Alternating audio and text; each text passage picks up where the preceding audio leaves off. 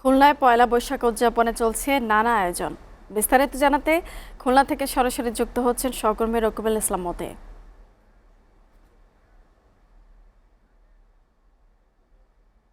মতি, আপনাকে বাংলা নববর্ষের শুভেচ্ছা জানাচ্ছি। আমাদেরকে জানাবেন খুলনায় পয়লা বৈশাখ উদযাপনে কি কি আয়োজন নেওয়া হয়েছে।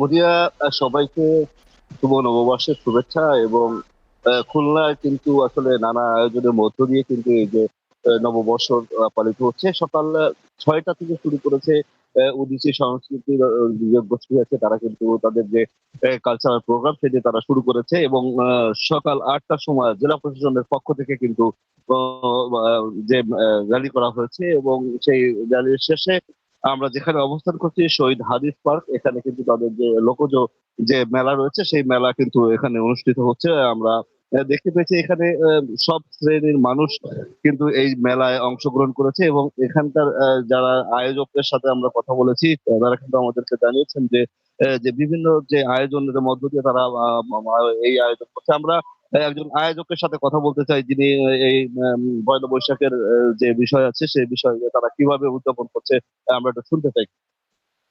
ধন্যবাদ। আমরা যে আজ বাংলা নববর্ষ উদযাপন করছি অত্যন্ত আনন্দ মুখর পরিবেশে। আজ সারা খুলনা শহরেই প্রত্যেক সংগঠন নিজ নিজ আয়োজন হচ্ছে, আর এটা সেন্ট্রালি জেলা প্রশাসনের যে মেলা এবং সাংস্কৃতিক আয়োজন সেটি হচ্ছে। এখানে এতক্ষণ সাংস্কৃতিক অনুষ্ঠান হলো এবং দুপুর 2টা 30 মিনিট হতে আবার খুলনার সমস্ত সাংস্কৃতিক সংগঠন সমূহ তারা একসঙ্গে আয়োজনে সন্ধ্যা পর্যন্ত 7টা পর্যন্ত তাদের প্রোগ্রাম চলবে এখানে। তো আশা করছি যে খুলনায় এক ব্যাপক জাঁকজমকপূর্ণ হচ্ছে এবং প্রায় সব সংগঠনই নিজ নিজ আয়োজনে তাদের ক্ষুদ্র ক্ষুদ্র আয়োজন, স্কুল কলেজ সব জায়গায় ব্যাপক আনন্দমুখর ভাবে পয়লা বৈশাখ এবার উদযাপিত হচ্ছে।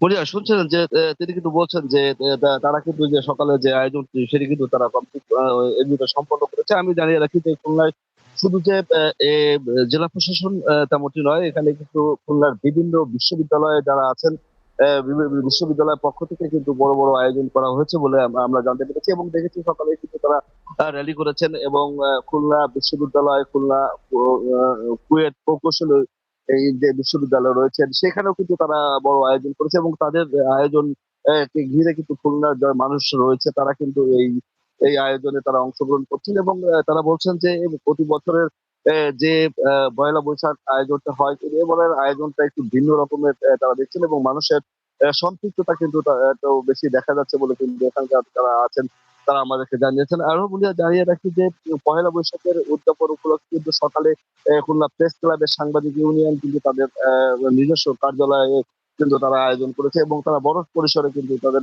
যে যে আয়োজনটি তারা আয়োজন করেছেন।